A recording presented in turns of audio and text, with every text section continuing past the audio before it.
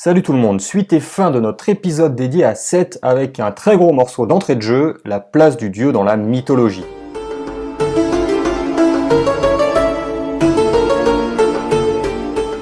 Pour celles et ceux qui connaissent un peu les mythes égyptiens ou qui se souviennent de mes vidéos sur Horus et Osiris, vous savez que Seth prend place dans deux mythes majeurs.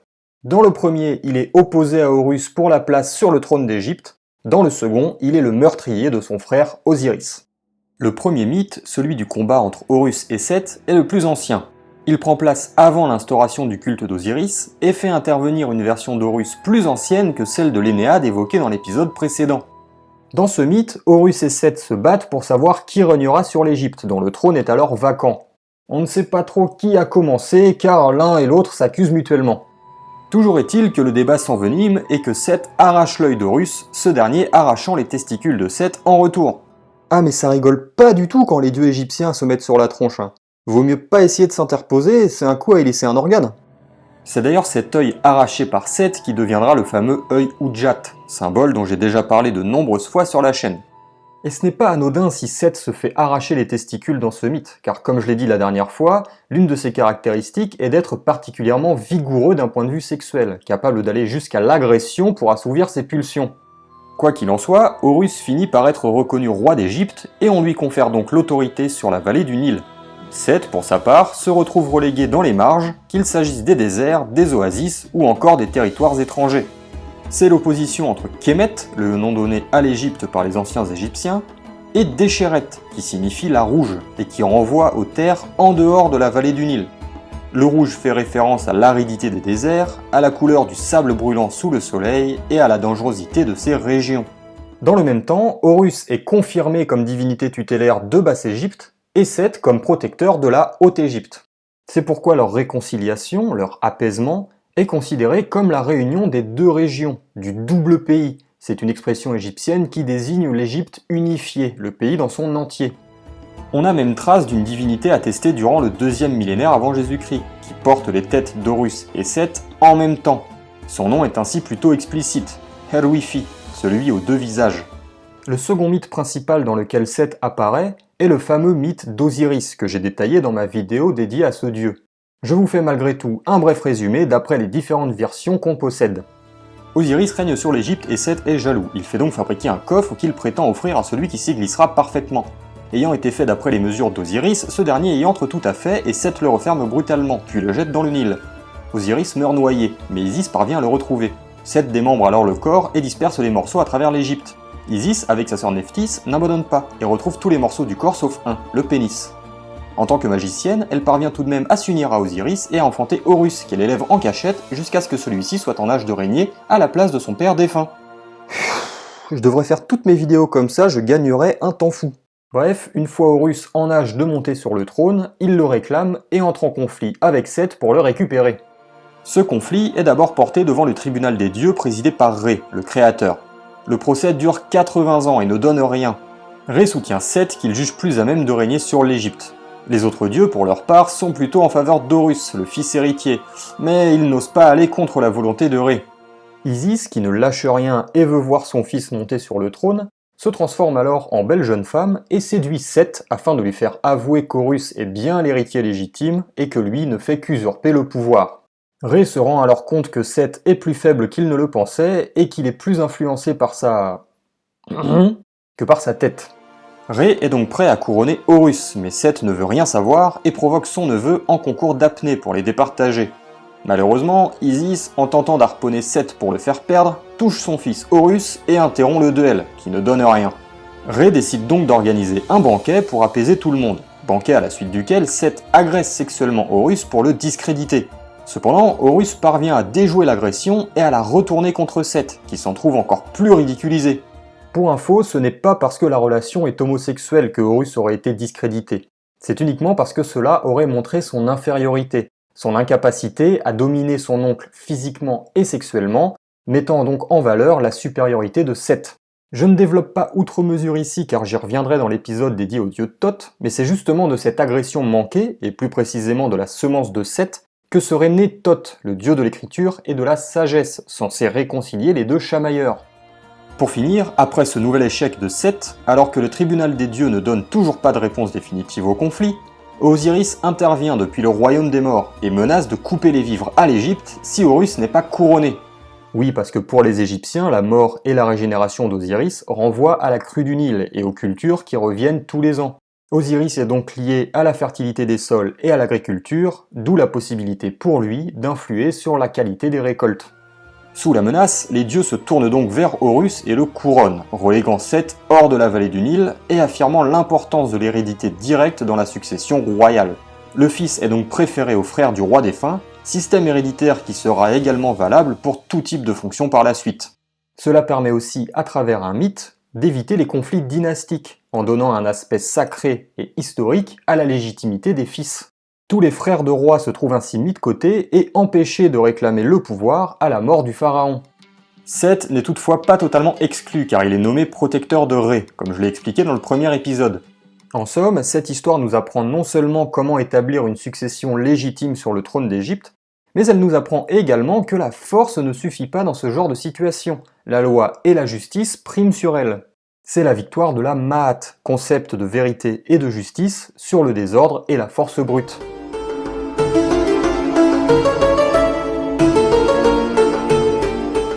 Bien qu'Horus soit depuis l'époque prédynastique la divinité monarchique par excellence, Seth a plusieurs fois endossé ce rôle, parfois seul, parfois en compagnie du dieu faucon.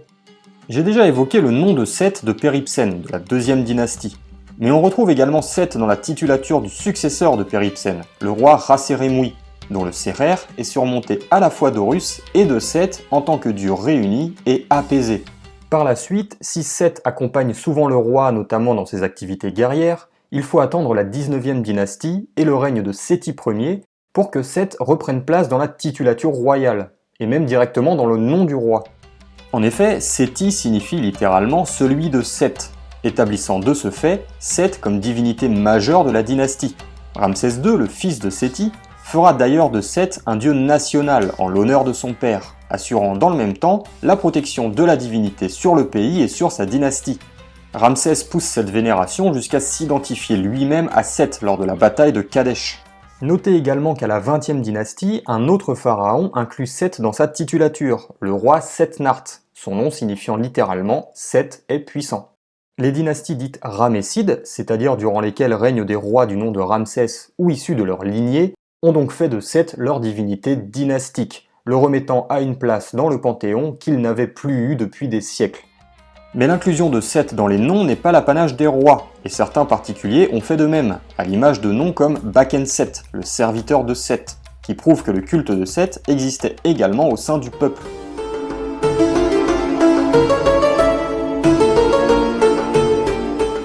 J'ai déjà mentionné le fait que Seth était parfois identifié à un taureau du fait de sa puissance, de son impulsivité, etc. Mais cette identification trouve également une justification dans les mythes que l'on vient d'évoquer et dans les rituels qui y sont liés. En tant que meurtrier d'Osiris, Seth est considéré comme l'assassin potentiel de tous les défunts, car en Égypte ancienne, tous les morts pouvant prétendre à la Renaissance sont identifiés à Osiris. Il faut donc éviter que Seth ne s'en prenne aux défunts, notamment pendant la période de momification qui durait environ 70 jours, période durant laquelle le corps était exposé aux agressions.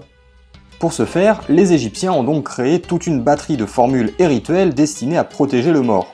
C'est par exemple le cas de la formule 251 des textes des sarcophages, où le défunt s'exprime ainsi « Je ne suis pas mort, Seth n'a aucun pouvoir sur moi ». De même, le rituel appelé ouverture de la bouche, censé rendre au défunt toutes ses aptitudes physiques vitales, exige le sacrifice d'un taureau alors assimilé à Seth. La mise à mort du taureau symbolise donc l'anéantissement de Seth et de son pouvoir de nuisance.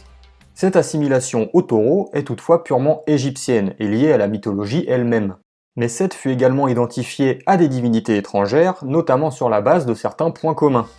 C'est ainsi le cas du dieu libyen H, divinité liée au désert libyque et aux oasis, tout comme Seth, à qui il emprunte également parfois l'apparence physique, même s'il sera plus souvent figuré avec une tête de faucon.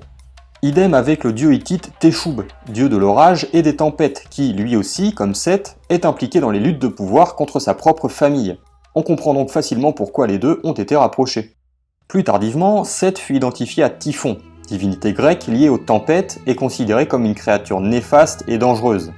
Seth reçut également plusieurs épouses étrangères, à l'image d'Anat, divinité cananéenne liée à la guerre, ou d'Astarté, déesse orientale également connue pour sa nature guerrière et protectrice de la royauté en général. En bref, Seth a été assimilé à tout plein de divinités avec lesquelles il partageait des attributions ou des traits de caractère. Et même s'il est loin d'être le seul dieu égyptien à entretenir des relations avec des dieux d'autres panthéons, son lien avec les pays étrangers a grandement participé à toutes ces assimilations.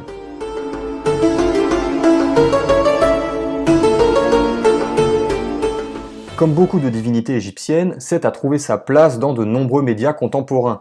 C'est le cas par exemple de la littérature, du cinéma ou encore des jeux vidéo. On le retrouve ainsi dans des jeux de stratégie incorporant l'Égypte ancienne. C'est le cas d'Age of Mythology, sorti en 2002, et proposant aux joueurs de faire intervenir les dieux de différents panthéons de l'Antiquité afin de l'aider dans le développement de sa civilisation. Seth offre par exemple aux joueurs la maîtrise des animaux sauvages comme les hyènes et les fauves, et il permet de développer diverses unités guerrières plus facilement. On retrouve ici deux traits majeurs de sa personnalité dans la pensée égyptienne, son rapport aux animaux sauvages d'un côté, et sa nature belliqueuse de l'autre, que le roi cherche à s'approprier sur le champ de bataille. Un autre jeu de stratégie où Seth doit être vénéré pour faire prospérer sa cité est Pharaon, dont j'ai traité dans un épisode dédié à voir ou à revoir pour les plus curieux ou les plus nostalgiques d'entre vous. Dans un registre plus dynamique, Seth apparaît également dans Tomb Raider 4, la révélation finale, sortie en 1999. Ah ouais, 21 ans. Oula. Le jeu est en grande partie tourné vers l'Égypte ancienne et donnera sûrement lieu à une vidéo. Mais ce qui nous intéresse ici, c'est que Seth y apparaît en tant que grand ennemi du jeu. Le dieu y est capable de prendre possession du corps de divers êtres humains afin de les manipuler pour parvenir à ses fins. Lara Croft, l'héroïne, doit même combattre directement le dieu afin de le sceller à tout jamais dans une amulette appelée amulette d'Horus. Comme par hasard. Ainsi, c'est ici l'aspect néfaste de Seth qui est conservé, ainsi que son opposition à Horus. Opposition présentée comme une confrontation entre le bien et le mal, le premier triomphant évidemment du second. En dehors des jeux vidéo, Seth apparaît notamment au cinéma et à la télévision, comme dans Stargate SG-1. Seth est un Goa'uld, sorte de créature parasite prenant possession d'autres êtres vivants pour les faire agir à leur guise. Dans la série, Seth est un Goa'uld particulièrement maléfique, violent et puissant, autrefois exilé par son propre peuple pour avoir trahi sa famille et attenté à la vie de ses semblables. Encore une fois, on retrouve plein d'éléments issus de l'Égypte ancienne, ce qui prouve que les créateurs de la série, en dehors de toutes les créations et adaptations propres à celle-ci, se sont vraiment renseignés sur la mythologie égyptienne, qui n'est pas qu'un faire-valoir. Enfin, Seth est également figuré comme un être mauvais dans l'univers Marvel, où il est opposé à divers héros tels que Thor, le dieu nordique. Le dieu est lié à la mort et au mal en général, et est doté d'aptitudes martiales remarquables. Il est également capable de manipulations diverses pour parvenir à ses fins. En résumé, Seth est souvent mis en avant par ses caractéristiques néfastes, comme la violence, la fourberie ou encore l'ambition. C'est un peu le méchant par excellence. Rares sont les supports où le dieu est montré sous un jour moins négatif et avec l'ambivalence qui est la sienne dans la pensée égyptienne. Merci d'avoir regardé cet épisode, j'espère qu'il vous a plu. Comme d'habitude, un petit commentaire, un petit like ou un petit partage avant de partir, ça fait toujours plaisir. On se retrouve très bientôt pour la suite de nos aventures. Ciao tout le monde!